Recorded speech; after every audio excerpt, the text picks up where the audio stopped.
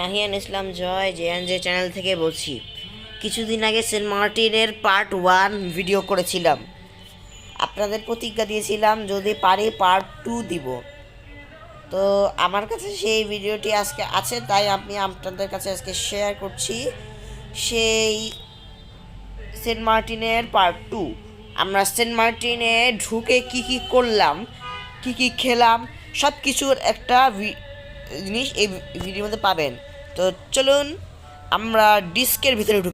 জানি না আপনারা সেন্ট মার্টিনে যাওয়ার ঘটনাটা জানেন কি না, মানে যে জাহাজ থেকে নামার ঘটনাটা জানেন কি না। যাই হোক, আমরা ওই সময় জাহাজ থেকে নেমে একটা অটো ভাড়া করি রিসোর্ট যাওয়ার জন্য। তো আমরা অটোতে উঠে ভিডিও করা শুরু করলাম। দেখুন, আপনি যখন এই জেটি ঘাট থেকে নামবেন আপনি বাজার দেখতে পারবেন। এখানে কেনাকাটা বা মাছ খাওয়া অনেক কিছুই এই বাজারে পাওয়া যায়। আপনি যা দরকার এখান থেকে পাবেন, আপনি খেয়েও দেখতে পারেন। যাই হোক, আমরা আগাতে থাকলাম। দেখি আপনাদেরকে আরও সামনে কিছু দেখানো যায় কিনা। তো চলুন দেখা যাক। আমি আসলে আপনাদের শুধু প্রাকৃতিক দৃশ্যটা দেখাতে চাচ্ছিলাম, কারণ আসলে এখানে বাজারে দেখার মতো কিছু নেই, তাই আপনাদের এই অংশটা দেখাচ্ছি। আপনারা এখানে একটা জিনিস ইন্টারেস্টিং, এখানে কিন্তু লবণ চাষ, দেশ থেকে যে লবণ আসে তার অর্ধেক আমরা খাই ঠিক এই জায়গা থেকেই। যাই হোক, আপনাদের আরও কিছু দেখান। এইটাই হলো সেই সেন্ট মার্টিন।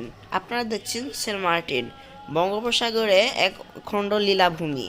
আমি আপনাদেরকে কিছুদিন আগে ঠিক এই শহরটাই দেখিয়েছিলাম, যা 89 ভিউ পেয়েছিল। দেখুন, এখানকার প্রাকৃতিক পরিবেশ কিন্তু বেশ সুন্দর, কিন্তু দেখছেন ওই যে ধোঁয়া উঠছে, তারপর জাহাজে এটা ওটা, এগুলো দূষিত করে। আমরা যদি এবং সেন্ট মার্টিন কর্তৃপক্ষ যদি ব্যবস্থা নেয় তাহলে এগুলো অনেকাংশেই মানে সলভ হবে। দেখুন, সব এখানে আপনি ঘুরতে ফিরতে মজা পাবেন, কারণ কক্সবাজারে অনেক মানুষের ভিড় থাকে, কিন্তু সেন্ট মার্টিনে ভিড় থাকে না, যার কারণে আপনি খুব ভালোভাবে উপভোগ করতে পারবেন। তো চলুন আরও দেখা।